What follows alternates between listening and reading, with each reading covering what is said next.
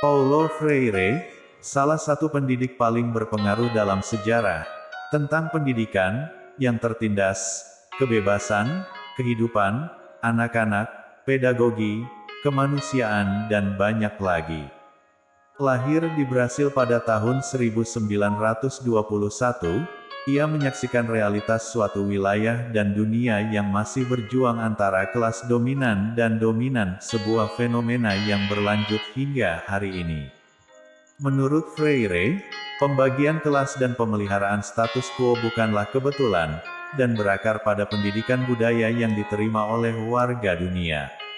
Melalui karyanya, ia menjelaskan penyebab masalah dan mengusulkan serangkaian solusi yang berlaku untuk sistem pendidikan. Gagasan dan pemikirannya, yang dianggap subversif, membawanya ke pengasingan setelah kudeta militer 1964.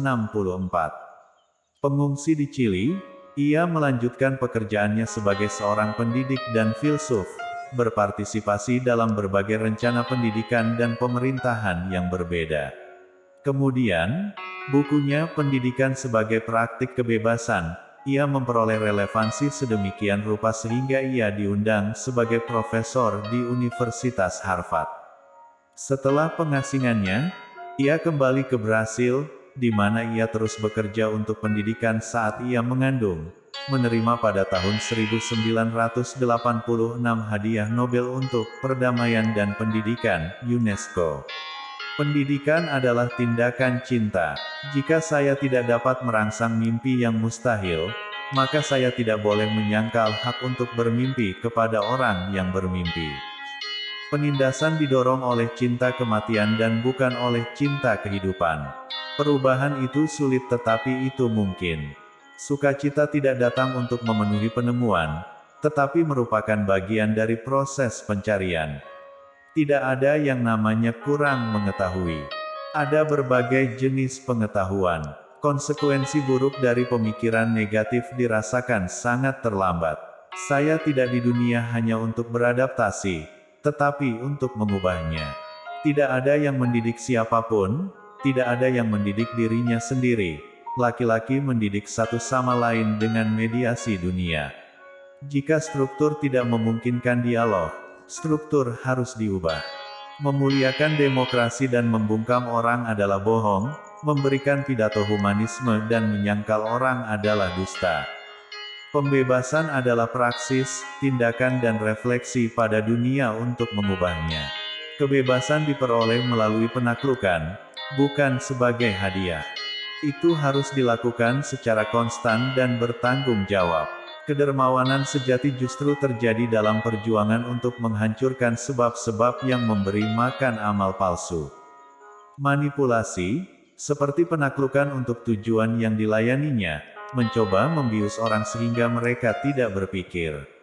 Bagaimana saya bisa berdialog jika saya selalu memproyeksikan ketidaktahuan saya pada orang lain dan tidak pernah merasakan sendiri? Pemimpin yang tidak bertindak secara dialogis, tetapi bersikeras memaksakan keputusan mereka, jangan mengatur orang, memanipulasi mereka. Mereka tidak melepaskan, mereka juga tidak dibebaskan, mereka menindas. Mengasingkan manusia dari pengambilan keputusan sendiri berarti mengubah mereka menjadi objek. Penindasan adalah domestikasi. Kesadaran adalah presentasi realitas yang konstan. Saya tahu bahwa segala sesuatunya mungkin menjadi lebih buruk, tetapi saya juga tahu bahwa ada kemungkinan untuk mengintervensi untuk memperbaikinya. Pembebasan adalah praksis, tindakan dan refleksi laki-laki dan perempuan di dunia mereka untuk mengubahnya. Jaspers berkata, saya sejauh yang lain juga. Manusia bukan pulau, itu komunikasi. Jadi ada hubungan erat antara persekutuan dan pencarian. Orang-orang saling mendidik, melalui mediasi dunia. Pencarian untuk kemanusiaan penuh tidak dapat dilakukan dengan cara yang terisolasi atau individualistis, tetapi dalam persekutuan dan solidaritas. Agar berfungsi, otoritas harus berada di pihak kebebasan, bukan menentangnya.